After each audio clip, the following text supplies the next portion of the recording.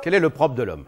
Longtemps, on a cru que l'homme était une espèce unique, ce que nous ont dit les philosophes, et également les théologiens. L'homme au centre du cosmos est très différent des autres espèces.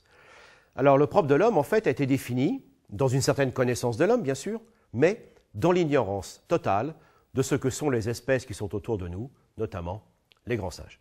Alors, depuis 3 siècles, on sait que l'homme fait partie d'un groupe qui s'appelle les grands singes, les hominoïdes, mais en définitive, les études sur le comportement, ce qu'on appelle l'éthologie, ont commencé il y a très peu de temps, on va dire une 50aine d'années. Donc éthologie, ça veut dire donc ethos, le comportement, et aussi l'éthique. Ah donc, allons voir ce qui se passe chez nos frères d'évolution, c'est-à-dire les plus proches de nous dans la nature actuelle, qui sont les chimpanzés. Le premier grand caractère, c'était la bipédie, à chaque fois au singulier, bien sûr. Donc l'aptitude à marcher debout et à se tenir debout, comme je le fais là. Est-ce que la bipédie est le grand caractère de l'homme par rapport aux espèces les plus proches? C'est le caractère qu'on utilise, par exemple, pour dire qu'un fossile, comme Aurorine, Toumaï ou Ardipithecus, qui nous viennent d'Afrique, datés de 6 à 7 millions d'années, eh bien ce critère consiste à dire « Ah, ils marchaient debout », ce qui est certainement vrai, donc ils sont sans notre lignée. Malheureusement, on ignorait ce qui se passe chez les chimpanzés. Or, tous les grands singes, et notamment les chimpanzés, et plus particulièrement les bonobos, qu'on appelle les chimpanzés graciles, tous marchent debout dans beaucoup de circonstances, à la fois sur des grosses branches et aussi lorsqu'ils sont au sol. Donc l'aptitude à marcher debout, à être bipède, n'est pas exclusive à notre lignée. Bien sûr, notre bipédie est très perfectionnée. L'homme est une bête de course formidable, mais ce n'est pas pour ça qu'il est le seul. Donc les australopithèques avaient d'autres bipédies, et d'une manière assez intéressante aujourd'hui, tout ça s'est un peu retourné, parce qu'on considère que l'aptitude à marcher debout s'est développée dans notre lignée, c'est indéniable, mais qu'apparemment, gorilles et chimpanzés auraient perdu la facilité à se déplacer debout. Quant aux bonobos, c'est plus fréquent. Donc ce n'est pas la bipédie, mais ce sont les bipédies, et on s'aperçoit que ce n'est pas exclusif à l'homme, si ce n'est sa vision très perfectionnée d'aujourd'hui. Par ailleurs, les philosophes ont souvent affirmé que l'homme, c'est l'outil. Ben, rendez-vous compte, Charles Darwin savait, en 1871, que les chimpanzés utilisaient des outils de pierre pour briser des noix. Depuis maintenant 40 ans, on a observé ces communautés de chimpanzés, eh bien, ils utilisent 70 types d'outils pour faire des tas de choses, notamment aller à la pêche aux termites, aller à la pêche aux fourmis. Par ailleurs, ils utilisent de la pierre pour briser des noix ou ailleurs des gourdins. Et à partir de là, ils inventent des gestes, ils ont des traditions. Et donc on parle de culture. Mais cette culture se retrouve aussi dans les habitudes pour manger. On mange certains aliments chez certains chimpanzés et chez d'autres, on mange autrement. Et puis culture dans les manières de se saluer, se faire la bise, hein, s'embrasser. Donc tout ça, ce sont des choses qui sont apprises. Donc il y a des cultures chez les chimpanzés, c'est-à-dire qu'ils développent des habitudes et des traditions qui sont propres à chaque groupe. Les chimpanzés sont omnivores, c'est-à-dire qu'ils mangent toutes sortes de nourriture végétale et bien sûr carnée. Alors ça peut être les insectes, mais ils chassent. Les chimpanzés sont d'excellents chasseurs, donc ils savent très bien coordonner leurs actions pour attraper des petits cochons et d'autres singes, et ils partagent.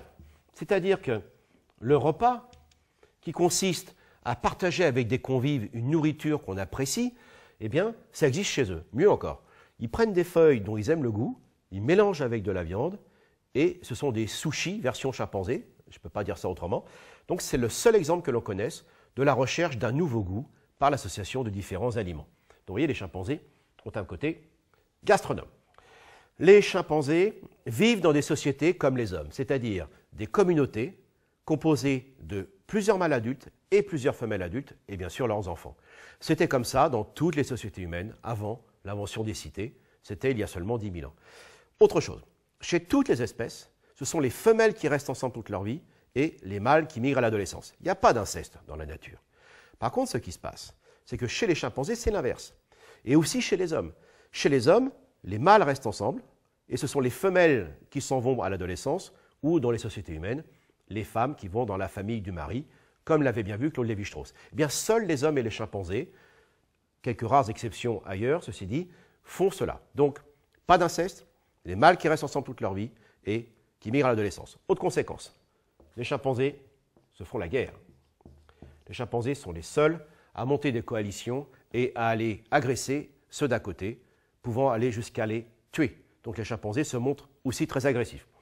Mais les chimpanzés sont très futés, ils font aussi de la politique. C'est-à-dire, ce n'est pas le plus fort qui a le pouvoir.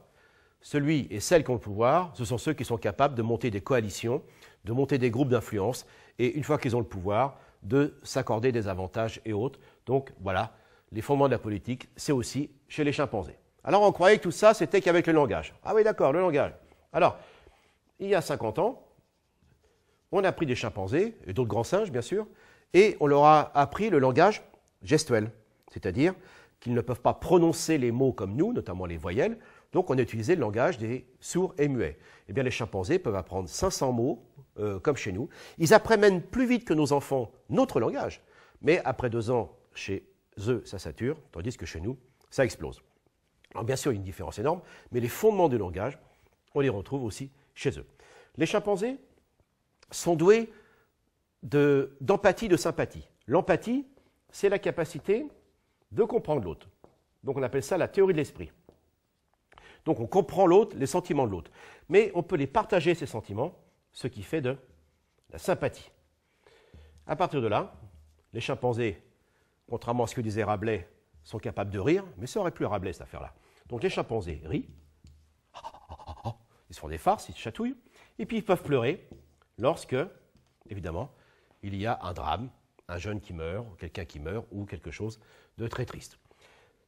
Par ailleurs, chez les chimpanzés, comme on peut se mettre à la place de l'autre et partager les sentiments de l'autre, eh bien, on peut aller, ce qui est sinistre, comme chez l'homme, jusqu'au meurtre, mais on peut aller aussi dans l'amitié, le partage d'une vie ensemble, et puis on a des notions de bien et de mal. Chez les chimpanzés, il y a des choses qu'on fait, des choses qu'on ne fait pas.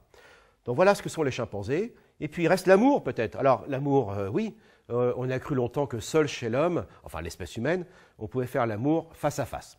Eh bien chez les chimpanzés et les bonobos notamment, eh bien il y a des choix de partenaires, il y a des personnages que l'on préfère, on partage la nourriture, négociation sexe-nourriture, comme chez l'homme d'ailleurs, et des partenaires se préfèrent, se caressent, se font des échanges.